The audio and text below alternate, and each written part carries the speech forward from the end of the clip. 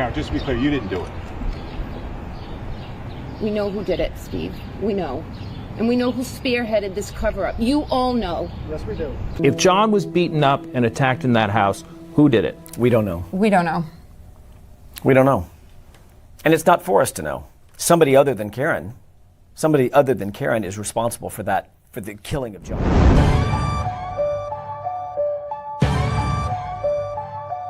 Yeah.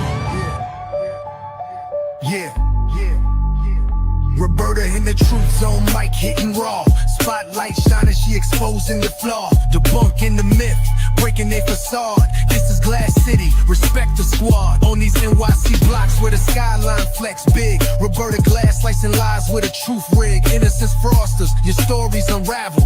She's a map through the madness of gritty gravel. Glass don't bend and facts don't break. She's a storm that's called, you feel the quake. Exposing tales stitched with crooked seams.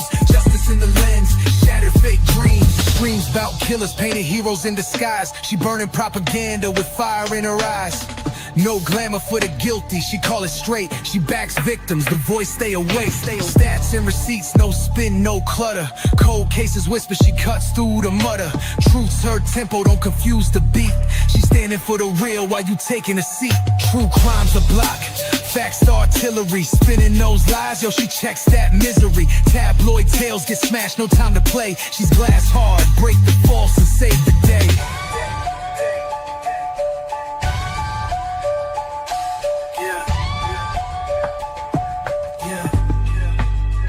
True crime's a block, facts the artillery. Spinning those lies, yo, she checks that misery. Tabloid tales get smashed, no time. All right, here we go. How is everybody? What a day in court. What a day in court. That's all I have to say. It was only a half day, but the power of it certainly felt like a full day of court between Karen Reed's own statements and what a genius idea for Hank Brennan to have Karen Reed narrate her own trial. Of course, Judge Cannoni, Adam Lally, it's no disrespect to Adam Lally. He was not allowed to use Karen Reed's own statements, thanks to Judge Cannoni last time. This time, Judge Cannoni says they're coming in. All of Karen Reed's own statements, and it's very movie-like, very cinematic-like. Karen Reed's the main character. It really should be John O'Keefe, but she's the main character. She's the one on trial, narrating her own story. And boy, was it exciting to see in court today, Michael Camerano testifying. Seems to be a very mild-mannered guy. Seemed to be sitting on a ton of information he was maybe too afraid to say. But when pushed about was Karen Reed and John O'Keefe fighting, this is what he told the grand jury. That he was upset, annoyed that Karen Reed had a plumber over. She couldn't come to CF McCarthy's because she had a plumber over on Friday night in the early evening hours. I don't know. Early, what is that? Is 7:24 the early evening hours? She says she has a plumber over. It's my memory of it. 7:24, something like that. She's alone with Richie the plumber who's going to fix her hot water issues. And it seemed to be another coercive control method to make him feel useless, to punish him for they were fighting all day. You're going to wait for me. I have things to do. You're going to have to wait till I come out for drinks. I don't know. Michael Camerano also said she didn't like him being around other women, but you know, this is being seen as a jealousy thing, and I do not think it is a jealousy thing. I think this is an issue of power and control. It's something to feign, you know, to keep John away, to keep him isolated. It's something and we're looking at domestic violence relationship here. Relationship that ended in a murder. And that would be to keep John on the defensive, keep her total and other grasp. And when he finally walked and Hank Brennan corrected the record, it was thought that John O'Keefe had asked Karen Reed to move out 1 or 2 weeks before she ran over John O'Keefe with her SUV, 24 miles an hour in reverse with her foot 75% down on the gas pedal. Now it's 2 days. So a lot of new information is coming into this trial. 2 days before, John O'Keefe asked Karen Reed to move out, and she would not move out. She wouldn't leave. And so what are the chances after fighting all day that John O'Keefe said, enough, I'm done? And Karen Reed said, if I can't have you, no one can. But boy, was I excited to hear Michael Camerano finally tell what he told the grand jury. So some of these text messages were read last time concerning the plumber. They came in through Trooper Garino. This time, all of them. So you got the context of them. So the context wasn't lost. The plumber did come in, but just a tiny little bit. You really couldn't see the context of what Karen Reed was doing. And I believe it's an imaginary plumber story. And to just give you a little bit more information, let us go to Innocence Fraud Watch's blog on Richie the plumber, the imaginary plumber, I think.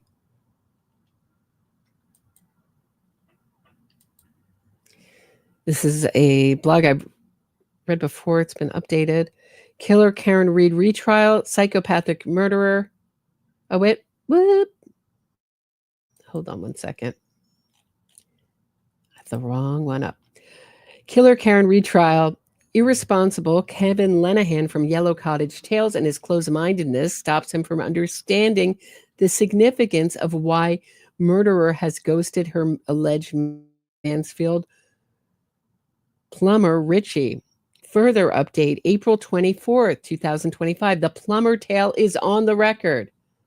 Can we just hear a little bit of applause for the plumber finally getting on the record?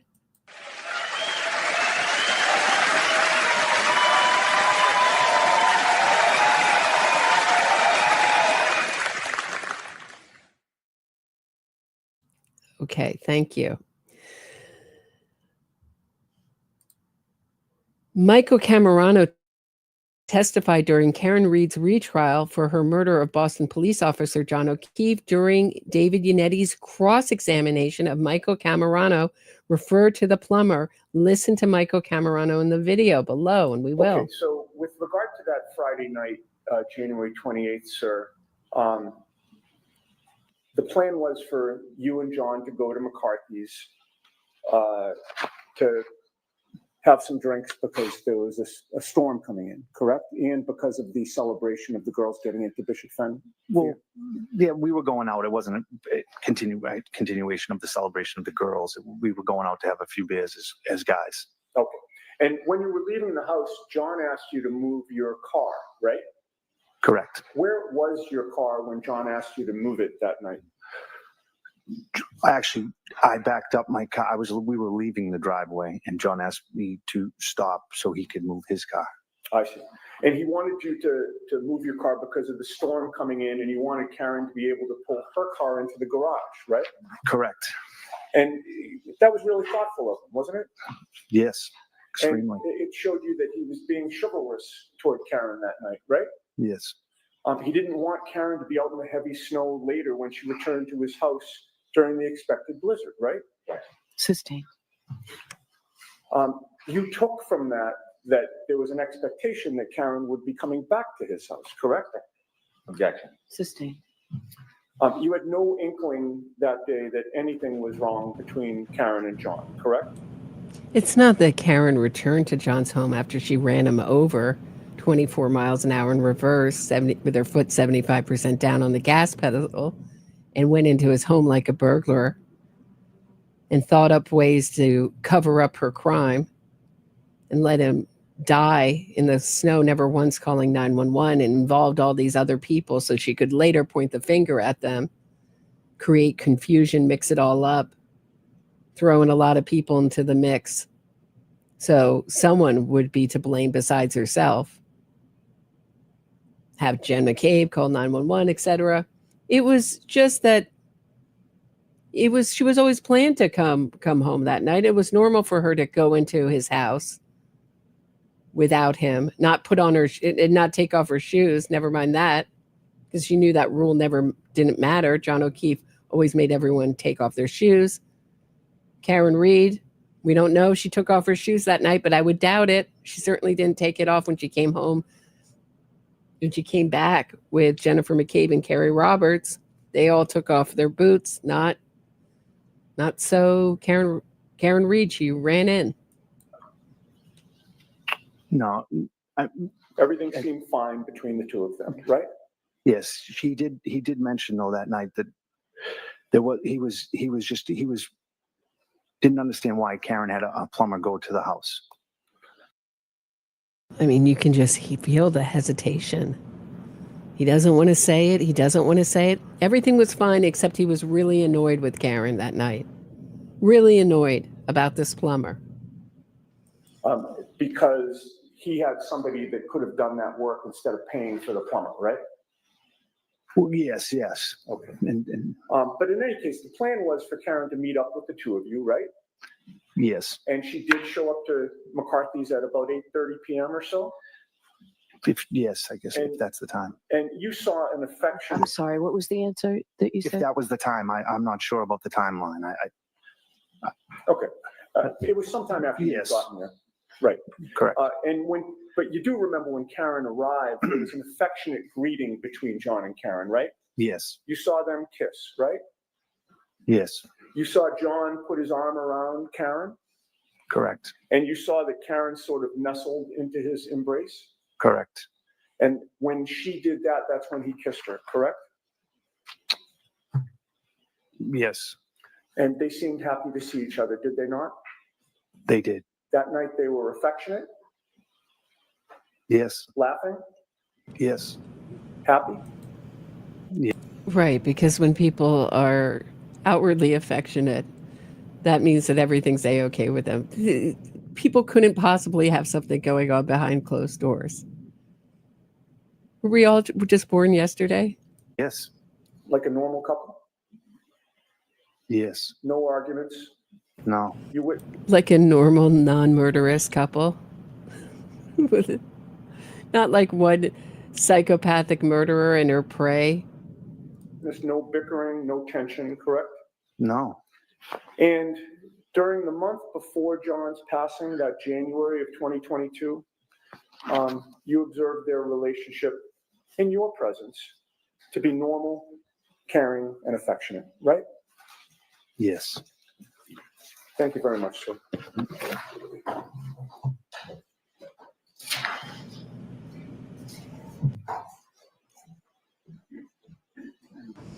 Just the grief. Every single witness who knew John is just so traumatized.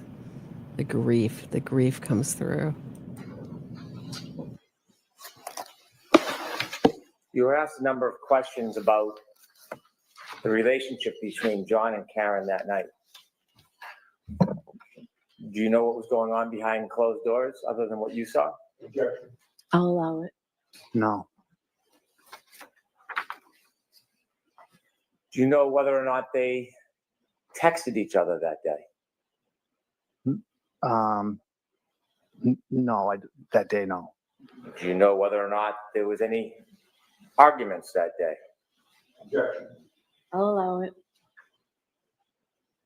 Not to my, no, I don't know if they were, well, I don't know if they were arguing over the plumber situation. I Do you don't know know. if there's any vulgarities that day? No, Do you know if there's any vulgarities that night? no, not to my knowledge. Do you know whether or not John was trying to end the relationship with Miss Reed? Do you know that, sir? No, Next question. Do you know if there was any jealousy in that relationship? I'll allow it. I mean, Karen wouldn't let, they did everything together, a lot of things together. And I thought at times, yeah, you could see, she didn't want other women around John. I don't know, not at that, but. Thank you. Okay, so does everybody get what that is? I mean, I was pointed that we're going to hear this stupid Bella's mom's thing, sent Karen Reed because she was so jealous. She's so jealous. She was with other guys. I mean, I think we're going to be hearing about that. So, update on October 25th, 2024, Kevin Lenahan from Yellow Cottage Jails read aloud the question posed to potential jurors here prior to being selected to sit on the jury on Karen Reed's first 2024 trial for the murder of Boston police officer John O'Keefe. One of the questions was, have you or any of your family members or close friends been involved in a domestic violence relationship that featured physical, mental, or verbal abuse? Kevin Lenahan read aloud this question, then ignorantly stated, which really wasn't an issue in this case. That's kind of anyways. Mental and verbal abuse most definitely was an issue in this case. So you're putting out things that are falsehoods. That's irresponsible, Kevin Lenahan said, February 25th, 2025. Propagandist Aidan Carney mentions Plummer for the first time, mentioned Karen Reed's Plummer tale for the first time on October 19th. Listen to a brief clip here. Actually, I'll go back. I mean, you can listen to him just go through and say domestic Have you or any violence. family members or close friends been involved in a domestic violence relationship that featured physical, mental, or verbal abuse? Which really wasn't an issue in this case. That's kind of anyways. Okay. Propagandist Aidan Carney mentions Plummer for the first time. Here's a video of a woman using the Wi-Fi detector to discover the hidden camera in what appears to be her Airbnb. And Donald Trump Jr. here. I need to tell you about my friends over at Tax Network USA. They're a team. Should I leave? Should I leave? She was pissed. She's like, is this the final straw? I got the plumber coming tomorrow. Let's not forget that. She had the plumber coming tomorrow. It's a blizzard. She didn't have the plumber. She had the plumber there that night. I mean, this is telling you the plumber coming. She says he's going to come back. She said he's going to come back tomorrow. On October 11th, 2024, someone asked Kevin about Karen Reed's alleged plumber, Richie. They asked in part, did Karen's text message to her plumber the night of the murder come up at trial? Note, there was no evidence of any text messages from Karen to any plumber shown to the first jury. In response to the question, Kevin Lenahan asked why that would be relevant as follows: I don't think so. I don't know why they would be relevant. I'm not really sure. Did Karen's text messages to her plumber the night of the murder come up at trial? I don't think so. If not, I don't know why. Why would they be relevant? I'm not really sure.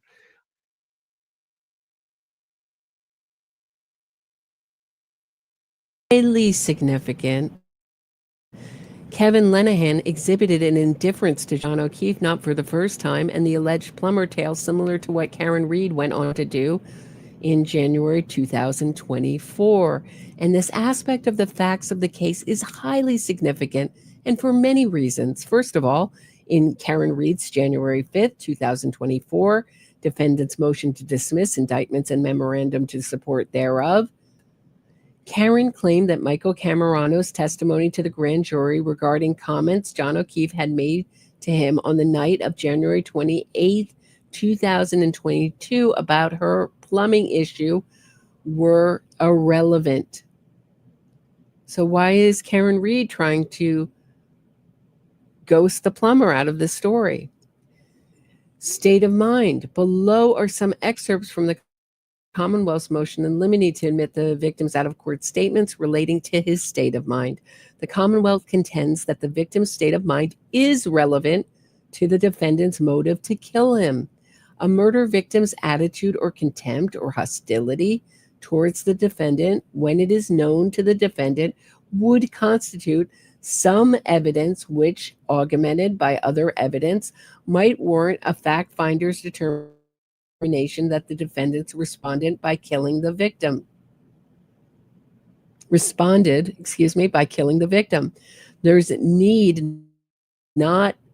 There need not be direct evidence that the defendant learned of the victim's state of mind, so long as the jury could have reasonably inferred that she did. Whereas the defendant has repeatedly accused others of committing murder, the jury should be permitted to consider all evidence that demonstrates the relationship and hostility between the defendant and victim at the time of the murder. John O'Keefe's state of mind on the night of January 28, 2022 was and still are highly relevant. A state of mind refers to a person's emotional state or mood at a particular time, encompassing perceptions, thoughts, and feelings. Below are extracts from Karen Reed's filing. The Commonwealth similarly elicited a relevant testimony from O'Keefe's friend, Michael Camerano, that O'Keefe mentioned being annoyed with Karen Reed because she hadn't asked him to help fix a plumbing issue at her home. So John O'Keefe was a plumber before he was a Boston police officer, and his father was a plumber. It still is. I just believe he's retired. And because she sometimes spoiled his kids.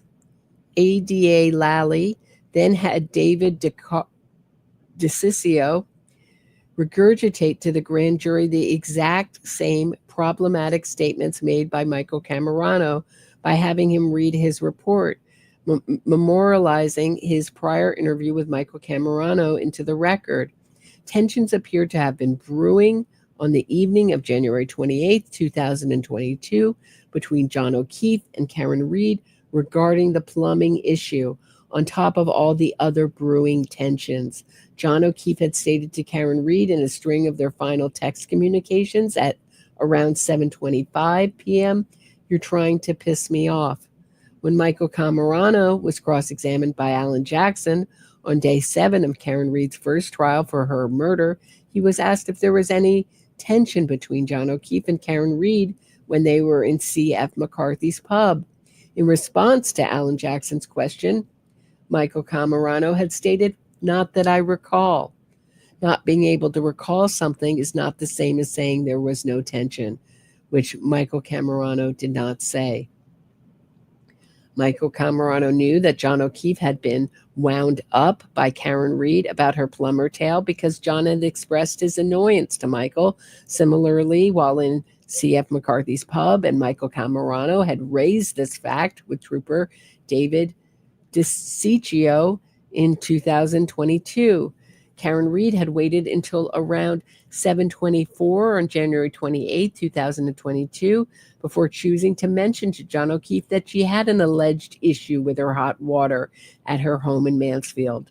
This is around the same time Michael Camerano and John O'Keefe were headed out to the pub. Karen Reed had stated in her 7:24 message to John, "I'm having issues with my hot water," so he had to text someone to take a look.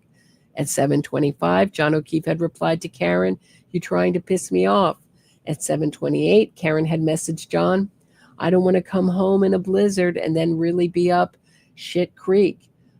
At 7:43, referring to the plumber, John O'Keefe had messaged Karen Reed, 8 o'clock on a Friday. Karen Reed had questioned John's 7:43 message with a question mark. In response to this, John had stated, "You have a plumber coming over at 8, knowing me and Papa could have handled it? Good luck." Gaslighting. Karen had waited till around 7:48 to tell John that Richie, her plumber, was allegedly almost 3 hours late and that she had allegedly expected him to arrive at 5 p.m. As seen in a copy of the following message at 7:55, Karen had informed John that the plumber had allegedly arrived at her house at 481 Gilbert Street, as can be seen in the copy of her message below. When John O'Keefe had asked Karen Reed what the problem was, Karen had alleged that she didn't know and referred to a piece that was all rusted. Karen had also told John that her plumber allegedly had to go to Home Depot and he would probably return the following day. Karen used the Spanish word mañana, as can be seen in the copies of the two messages. "I don't know. He showed me some piece that was all rusted. I don't understand half this stuff." Karen Reed's last two messages to John O'Keefe on January 28th, which she sent him at 8:35, seemingly around the time she was about to set off for C.F. McCarthy's in Canton from her house in Mansfield, read, "Maybe I'll come back late tonight. Bad snow is in the early a.m. I'll head up there in a few minutes. Let me know if you leave." What did Karen Reed tell John O'Keefe about how things that were left between her and her plumber when she arrived at C.F. McCarthy's pub? This would have been one of the first questions John O'Keefe would have had for Karen Reed when she arrived and settled in at the pub. When did Karen Reed arrange for a plumber to return to fix the alleged piece that was all rusted?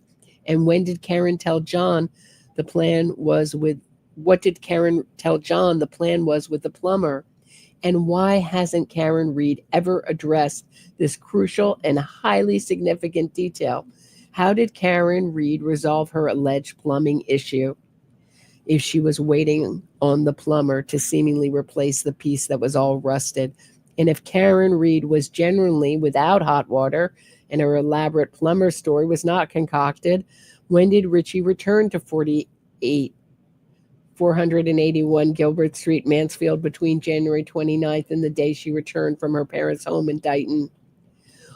On June 18th, David Bennick for WCVB Boston asked Karen Reed about the possibility of her testifying in her first murder trial. In response, she stated, "I'd like to fill in some holes and correct some lies. When will Karen Reed fill in some holes regarding her alleged Richie the Mansfield plumber tale narrative? And when was Karen Reed avoided ever addressing the fact that John O'Keefe was wound up by her on the evening of January 28th because she had allegedly asked someone else to fix her plumbing issues?" On the morning of January 29th, 2022, Karen Reed had told both Jennifer McCabe and Kerry Roberts, "I wasn't meant to stay in Canton last night." Was the reason Karen had told the two women this because of the tale she had told John O'Keefe about Richie the plumber?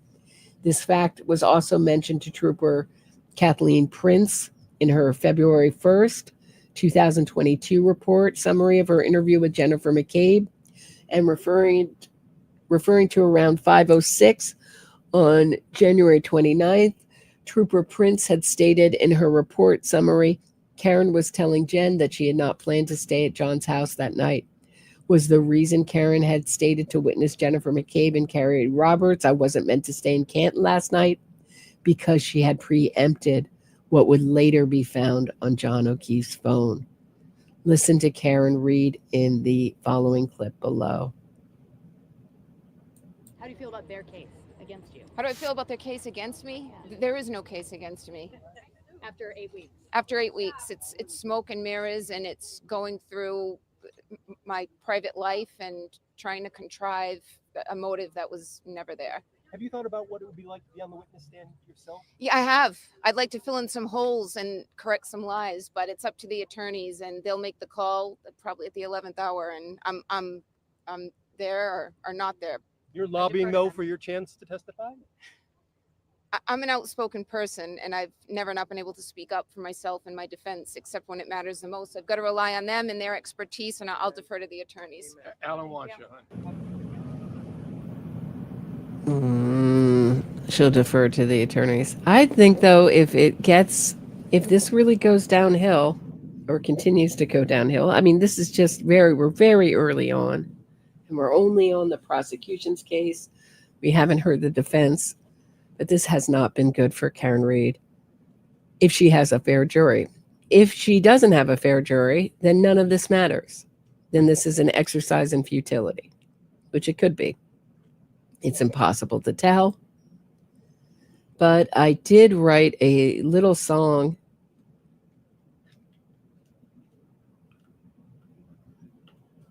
for Innocence Fraud Watch, who brought this plumber issue really to the forefront.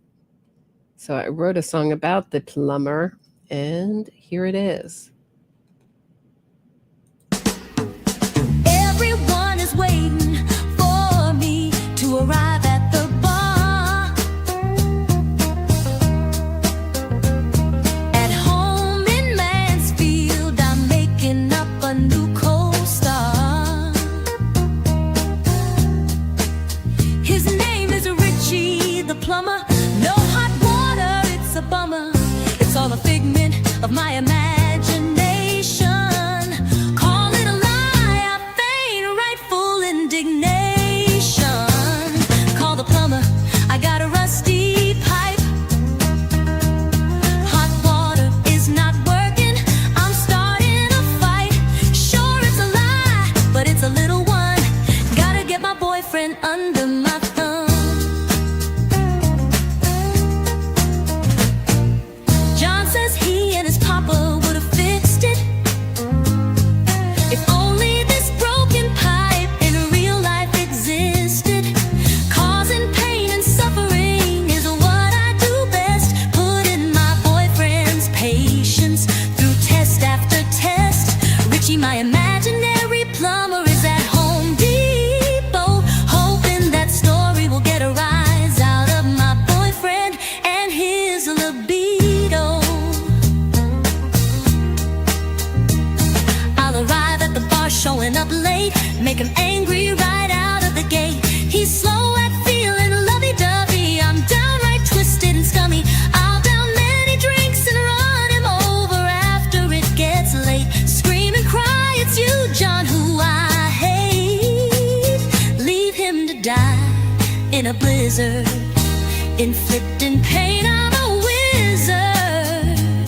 Get Jen to call 911, have the whole town pointing fingers when it's over and done.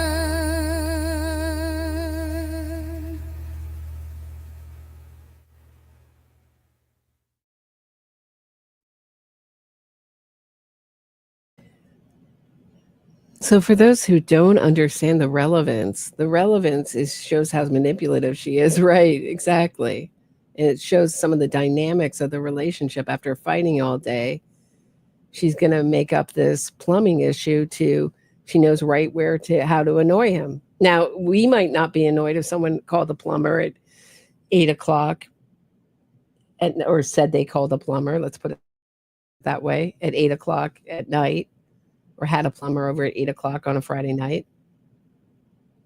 Manipulation does not mean murder, but it gives us the idea, right? Things were very bad. They were fighting. And he had asked her to leave 2 days before and she wouldn't go. And you would have to think that they might have fought. They were out there in the car and he might have taken her drink thinking she might have go behind him and said, this is over. He might have said, this is it. It's the last time you're going home to Mansfield. If she wasn't supposed to go home because the text messages before that are all about staying over at John's house at One Meadows. So what happened that she wasn't supposed to stay over at John's house? I.e., they must have had a fight, a bad one, and she ran him over. You know, there's never a good reason to murder someone. I mean, you could, Why did it, how many times have we done money motivations for murder? They could have just gotten divorced. What? These are psychopaths. The human life is not at the high degree that we keep it at. They don't care. They don't care. And it makes them feel powerful. They like to do it. There's no logical, rational explanation ever for murder. When has a murderer gone when has a murderer described why they murdered someone? You went, oh, that I understand that perfectly. That makes perfect sense. I would have done the same. If so, then maybe you're a psycho. I don't know. Thanks, Allie. I appreciate the support. When we get back, I'm going to take a little break. When we get back, Karen reads own statements in court. We are the showstopper. Played one after the other. Don't go anywhere. I will be right back.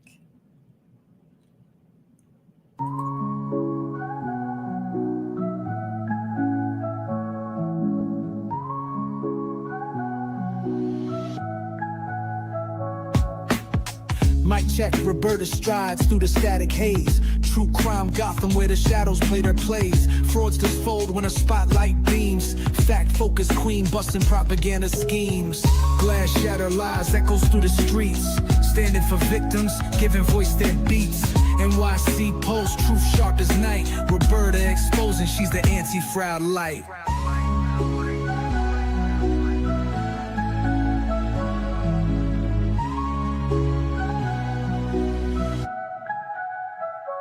Hard task warrior, dissecting state and defense. Twisted innocence, claims breaking pretense. Gotham's truth seeker cuts clean with the blade. Facts in the forefront, no justice gets swayed. Cold facts drip heavy, real talk unfurls. Cracking cases open like oysters with pearls. Innocence gimmicks crumble to dust in the wind. For victims, her creed, justice till the end.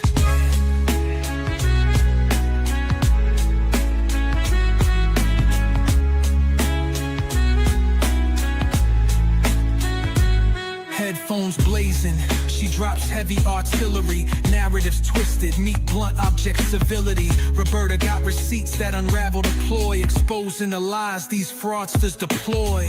Glass shatters lies, echoes through the streets. Standing for victims, giving voice their beats. NYC Post, truth sharp as night. Roberta exposing she's the anti-fraud light.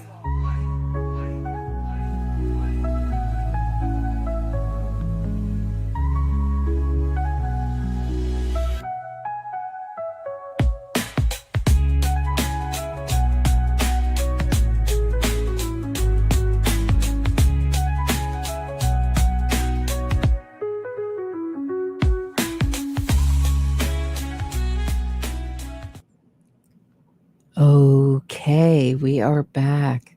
So one of the more effective things has been Karen Reed narrating her own trial.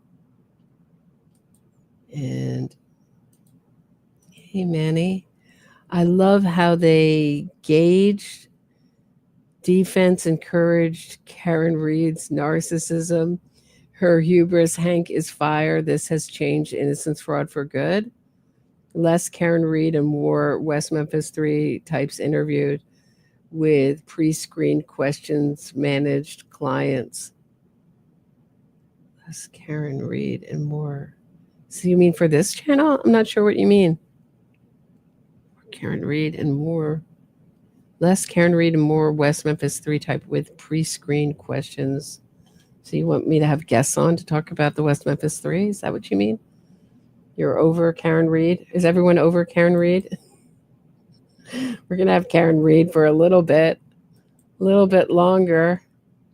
See it out.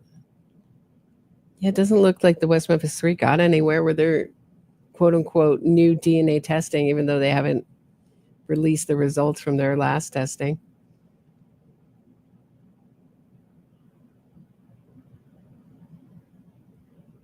Yeah, everyone likes Hank. Yeah, I think it's been brilliant. I thought today was so powerful. But That's the way I'm receiving it. I haven't been propagandized by the Karen Reed campaign. You know, if there's someone who's been really touched by it, it won't matter, you know. So we shall see. So this is where he played interview after interview of Karen Reed, and her lawyers look like they were just going to, I said in the description, they turned a whiter shade of pale. Here, take a listen. 34. Thank you. With the court's permission, could I begin with clip 7? Yes.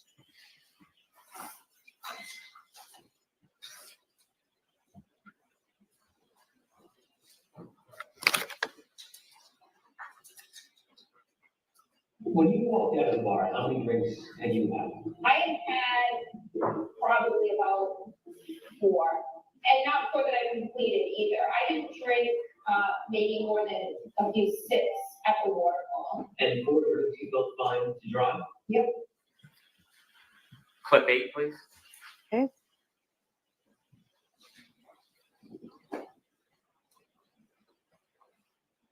And is the level of intoxication pretty high here for everybody? It's happy. Yeah. It's Jude had a lot to drink, right? I wouldn't say I have like a normal amount. Let's say like a vodka tonic every 40 minutes. Okay. And so are you feeling like buzzed? And I'm not judging, I'm just trying to get a sense. Buzzed. Yeah. Clip 9, please.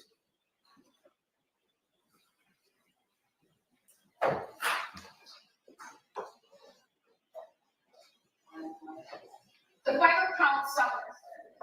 The final count of my alcohol intakes, probably about 5 or 6 or 4. The drinks that they were pouring me at McCarthy's, which is where I consumed most of the alcohol, was the weakest vodka tonic.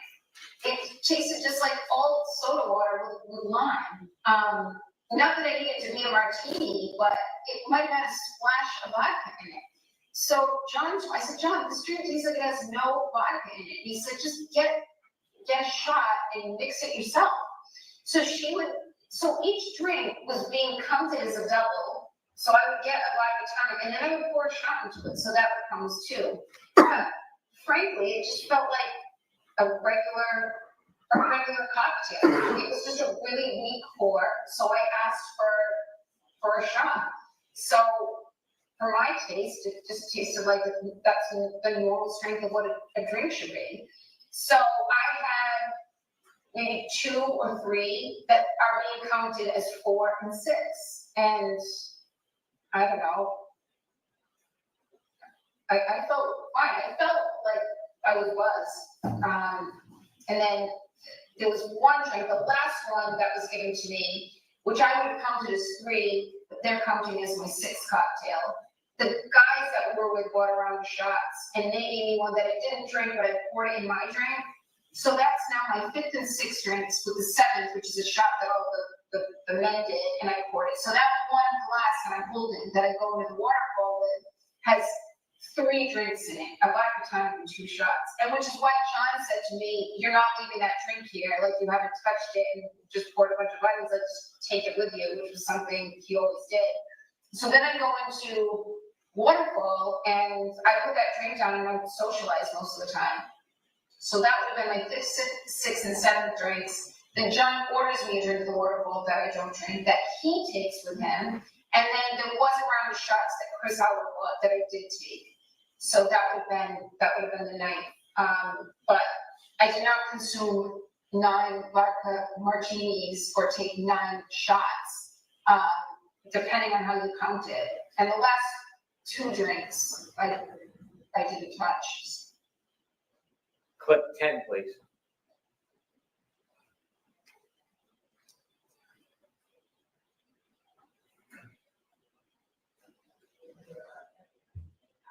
And I'm not as clear as I would be if I hadn't been drinking.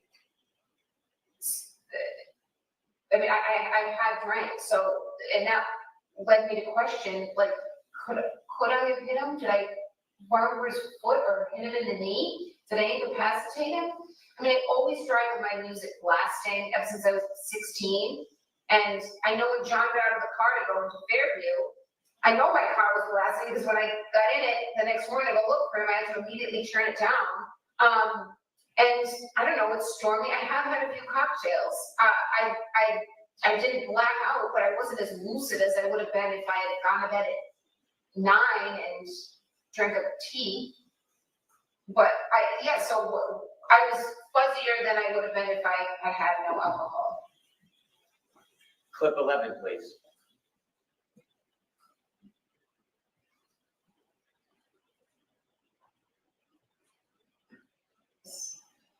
How did you feel after that? When you got in the car, did you feel like you could drive, and did you feel how? I wouldn't have gotten on the expressway. I wouldn't have gotten on the expressway at 12:15 on January 29th. I mean, it was quiet. The roads were very quiet. You can see it on the videos.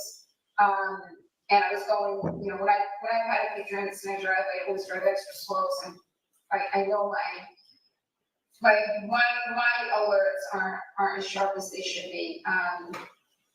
But I shouldn't have been driving. But I don't think I was driving. I know I wasn't driving recklessly. We've got plenty of video of myself driving alone. I mean, she's essentially saying here that she's a very good drunk driver. I mean, I don't know how she gets out of the drunk driving charge. I mean, I can see the innocence fraud campaign getting rid of the two biggest charges and they just settling for something like small, like this. Just with if they've been touched by the innocence fraud campaign. I don't know.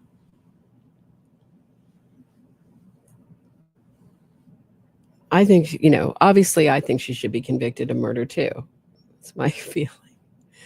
But if she gets convicted of just this puny charge or totally acquitted, she still has, let us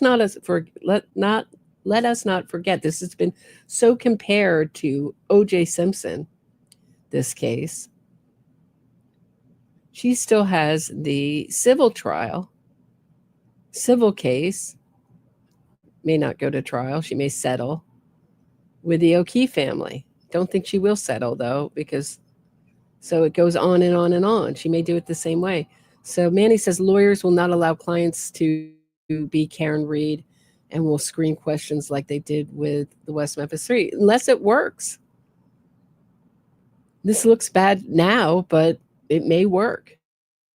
All this was done so she could further her innocence fraud campaign and bring the money in, and she has brought the money in. She's got a lot of supporters. They're certainly not at the courthouse the way they were. Courthouse been pretty empty. Just like 20 supporters with American flags and mulling around in pink. So I don't know if that's true. I don't know. Yeah, the West Memphis 3 did script a lot of their interviews when they were in prison. Very scripted with only softball interviews. Amanda Knox the same way, only does softball interviews. Karen Reed only does softball interviews, really. Both places. My car in John's garage, which is incredibly narrow, and I had a very oversized SUV. You see, there's a video of me driving through the intersection when we leave Waterfall to go to Brian Albert's, and I was always taught by my father, even when you have a green light, you always should tap the brake. You don't know who's going to run red. And I see me doing that multiple times between 12 and 1 and 5 and 6 a.m. So I know I was driving safely, not as safely or as alert as I would be if I had no alcohol. But I was not driving recklessly by any measure. Thank you. Your may we approach? Yes. So tomorrow, there's so much more to talk about. I'd love to go over all of Michael Camerano's testimony. It was just such a good day in court today. It was so powerful to have these text messages read all out loud. They so paint a picture. Leave me alone. Stop calling. Stop calling. She's constantly calling, texting. I'm at the doctor's. My dad's here. I'm at the doctor's with the kids. My dad's here. Like, she didn't care. She had to occupy 100% of his time and have total control over him. And the plumber story is another expression of her control. I hope everyone gets that. I want to thank M. Evans and Jan Kershaw for the Venmo. Carol Holderman and Tammy for the Buy Me a Coffee. Really appreciate you supporting this channel. I'm going to end it here for today. Thank you so much for listening with me. But we have a half day tomorrow. They're going to surveil the scene, although the judge said that she wouldn't say the day they were going, but I guess it's tomorrow.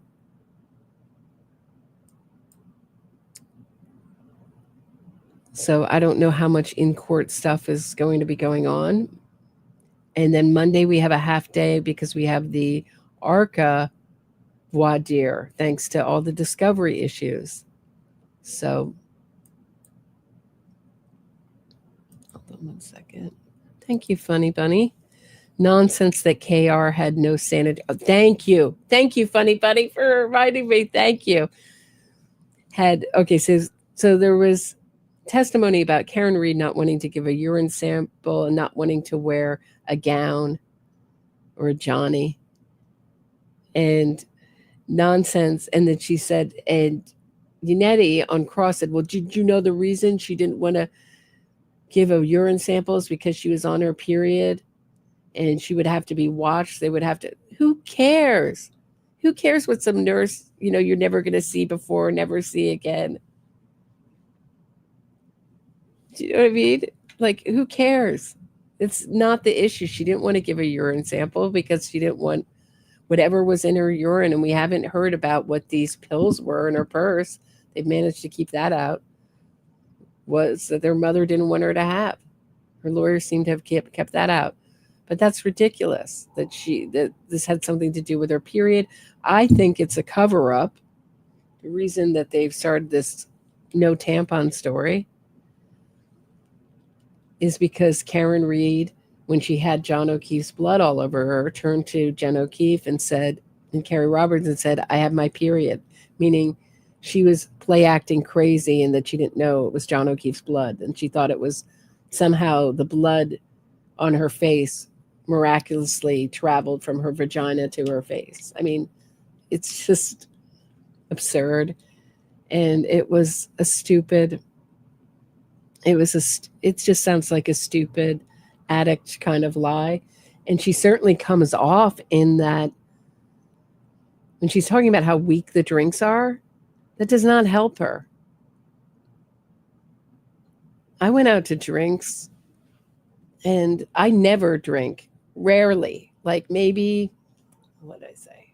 Once a year, twice a year, 3 times a year, maybe something like that. And we had really strong, really weak drinks. And I didn't order more. I didn't order shots. It was fine. I was so happy to be lucid. I mean, that kind of like, let me pour in shots and get more and more and more, make it stronger and stronger. I mean, obviously she's just covering up for how many drinks she had and why she was drinking so heavily. Drinks and shots. Hope we'll get a better accounting this time. But she just comes off and saying she's a very good drunk driver. All those things to me sound like, I've had friends who've had issues with alcohol. That's the way they talk. I'm a great drunk driver. I'm a blah, blah, blah. The drinks aren't strong. They just have this kind of pull towards alcohol that's not normal. 45, perimenopausal maybe, but not menopausal. Yeah. Anyway, that's what I have. That's what I have for today, guys. I'll see you tomorrow at 9:00. I hope I'll see you all tomorrow at 9:00. Have a super night, everyone. What a great day in court. It was really happy to share it with all of you. Please support the channel. Send me a Venmo, buy me a coffee, become a Patreon member. The links are in the episode's description. Share this episode. Leave me a comment. I read all your comments and enjoy them so much. And I'll see you all tomorrow at 9 o'clock or a little before then. Have a great night, everybody. Thanks for listening.